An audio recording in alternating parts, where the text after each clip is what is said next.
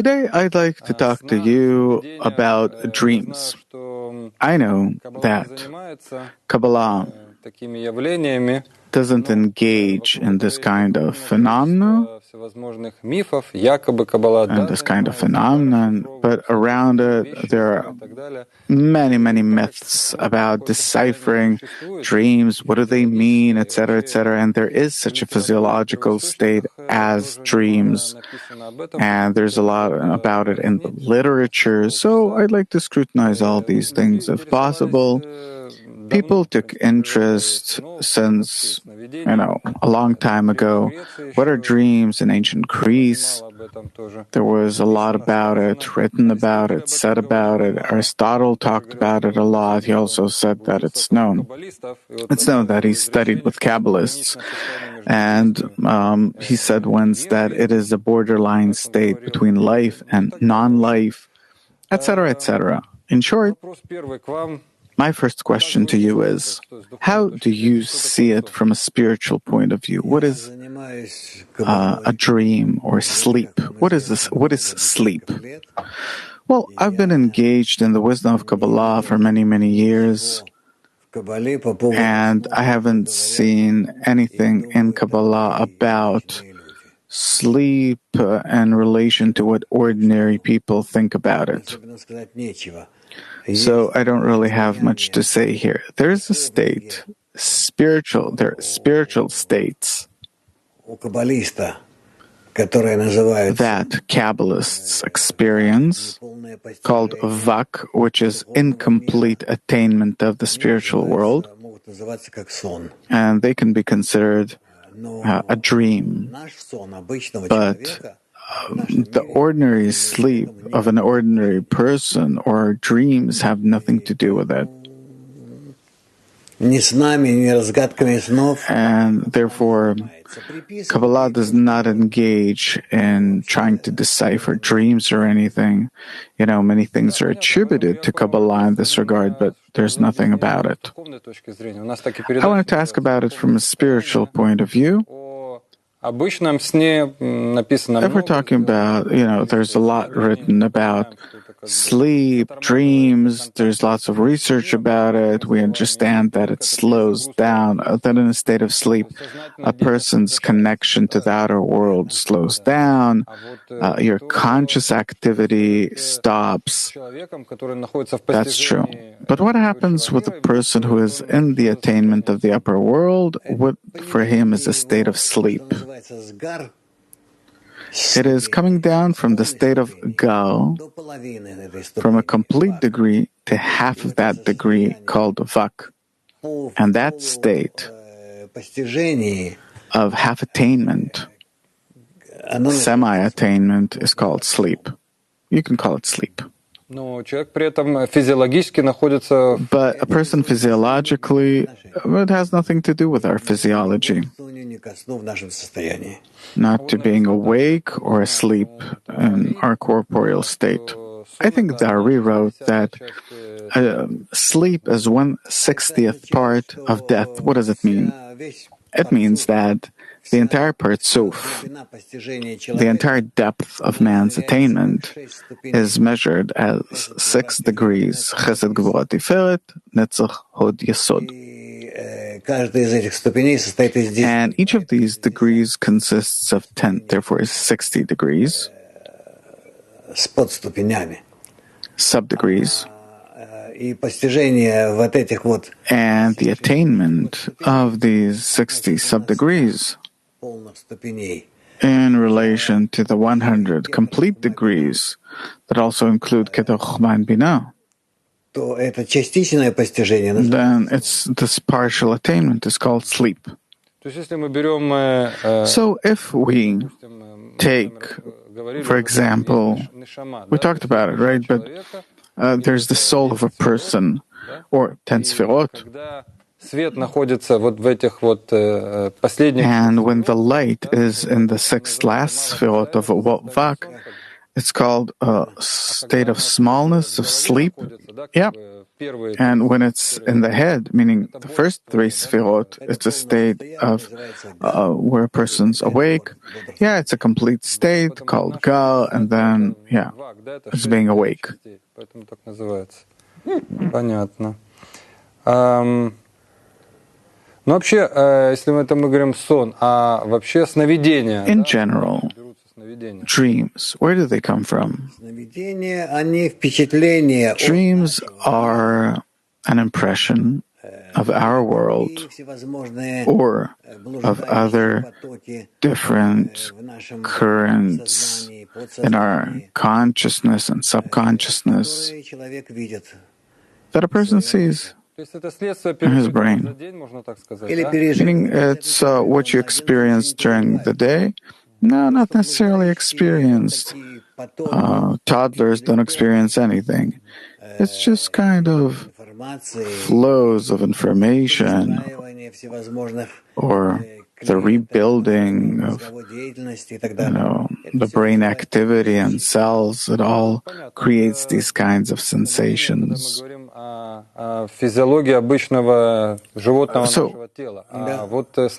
if we talk about, there's a lot written about dreams in the source texts. Pharaoh's dream, the dream of Jacob.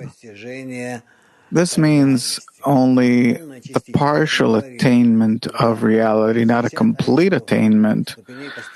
Like we said, that only 60 degrees instead of 100 are attained by the human brain, by the sensations, and then it's called sleep. So, there's sleep and there are dreams. There could be sleep without dreams too, or at least the person doesn't remember them. Sure. And in spirituality, same in spirituality. There could be sleep with no dreams. Right. Can we say that dreams in spirituality, it's kind of, it insinuates, no. There's no insinuation about the future. No. Nothing like it. Kabbalah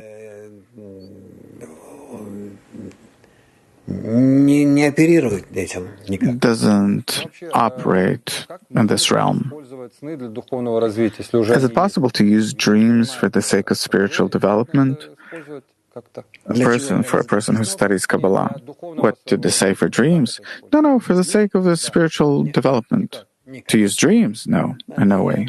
You need to very clearly in your life try and be like the Creator, the good that does good, to unite with others that are like you, and together to attain the Creator in mutual help. So all these prophetic dreams are different forms of attainment. Prophetic dreams that we're talking about here, that many people talk about, they have nothing to do with Kabbalah.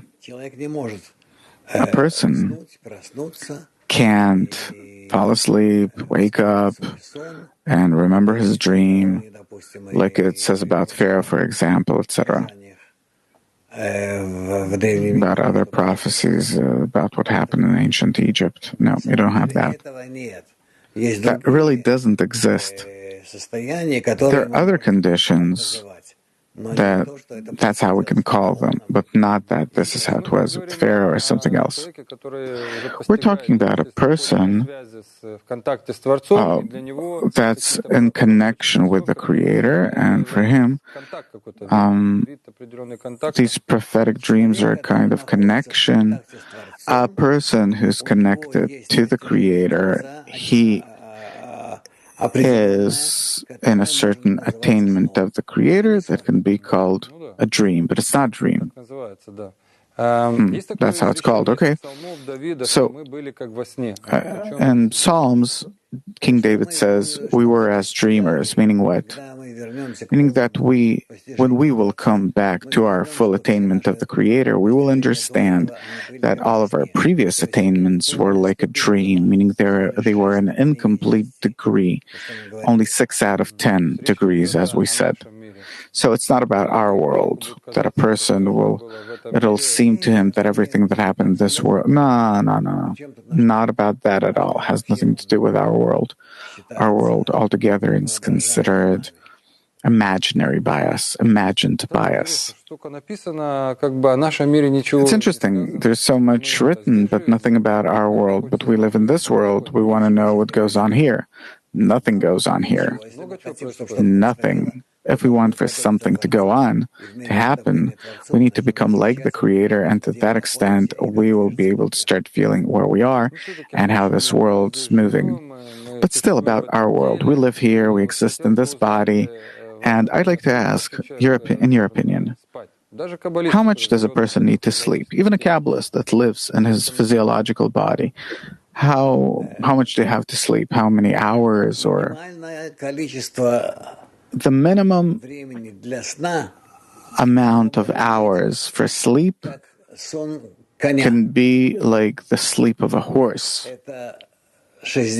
which is 60 breaths. 60 breaths. That's how a horse sleeps. And then wakes up, and again falls asleep, and again wakes up. That's the minimum dream. But in general, a dream needs to be 6 hours. But it doesn't have to be straight in a row. It could be in general, or how does it exactly? Okay, so scientists say that it's a conscious preparation for the future, that the brain prepares itself to deal with extreme states in the future. The brain, while it sleeps, reloads itself. It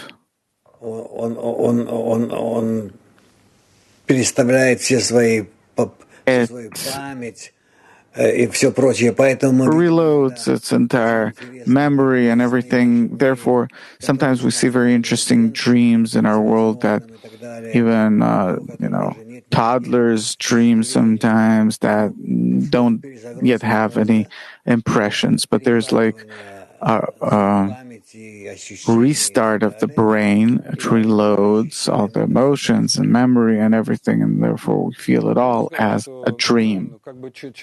Can we say that a person who sleeps, even an ordinary person, he's like less connected to his ego, and therefore he's connected to some general thought?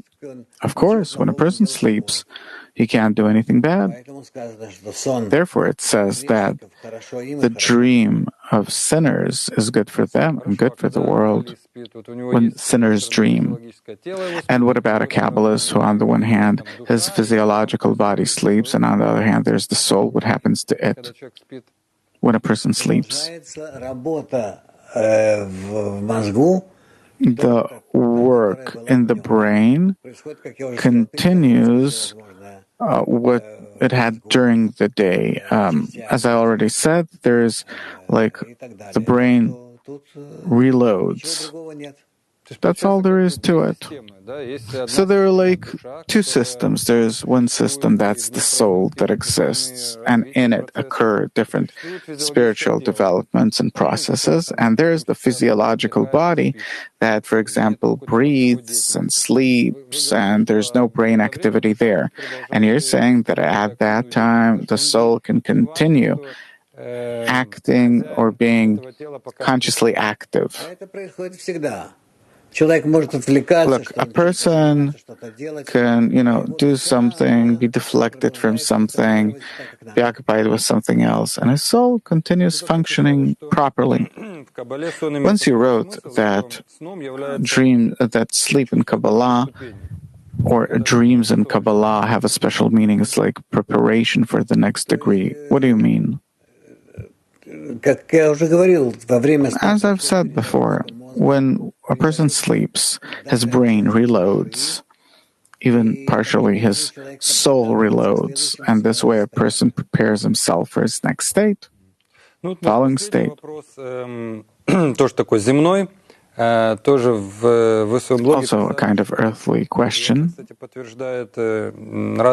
You wrote in your blog, and different researchers have the same findings, that it's better to sleep for spouses to sleep in different beds, different rooms. There are many researches about this, and it's very traditional in many cultures. Why? Not to disturb each other. Have a good sleep, and that's it. So a person needs to sleep. Yeah, a person needs to sleep by himself. There's no exalt. No, nothing exalted about it. Simply the necessary time that you need dedicate to sleep, and then get up and do what you need to do. Да, я столько готовился. I prepared myself a lot. You thought that I'm going to talk about dreams, about how we are visited by different spirits as we sleep, how the soul ascends to the different worlds while we sleep, and then it all comes back down. It all exists, but in a completely different way, not in the way of an allegory. And therefore, we can't talk about it in parallel to sleep. Sleep is a kind of slowing down, a condition in which the brain slows down its activity in order to reload itself and sort inside itself different data, information, impressions, sensations, memories, etc., etc. And for that, you need sleep, meaning not only a physical one, but also a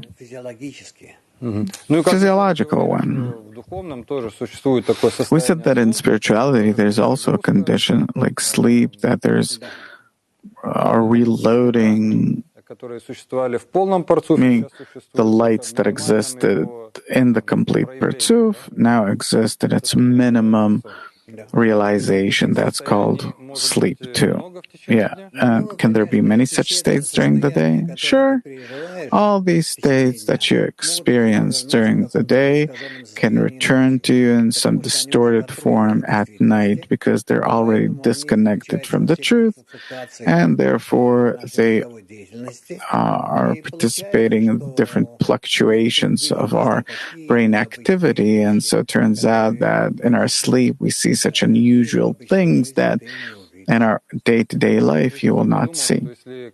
I just thought about it, that if the light, the contact with the Creator disappears in a person who's in attainment, can you call it the descent, or does it have anything to do with it? Sleep and spirituality. When we're talking about an ordinary person, that there are no descents there. No, I'm asking about a Kabbalist. A Kabbalist, sure.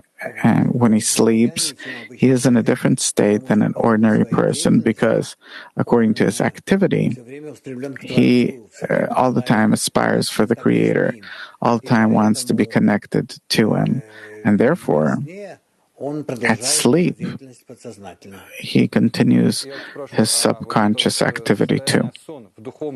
The state of a dream in spirituality could be considered a descent? Or it's unrelated? No, not at all. How's it a descent? No, because he said that the light disappears. Yeah, physiologically. A person falls from in his activity from 10 degrees to the 6th degree, or not at all. He moves away from his active engagements, but it doesn't mean anything. It's a necessary measure that keeps him in order for him to continue actively working tomorrow. We can't be without that because our animate part demands a certain kind of relation I'm talking about the spiritual part. We're talking about a person's spiritual development. He's asleep now, meaning he's in some kind of minimum contact with the Creator. As I understand, that's called a dream or sleep. Can we relate it to descent in spirituality, in corporeality? No. He continues working in the same way that's necessary for his soul. So it's a necessary condition to reload in order to rise to the next spiritual degree. Yes. Thank you very much. Spiritual states. All the best.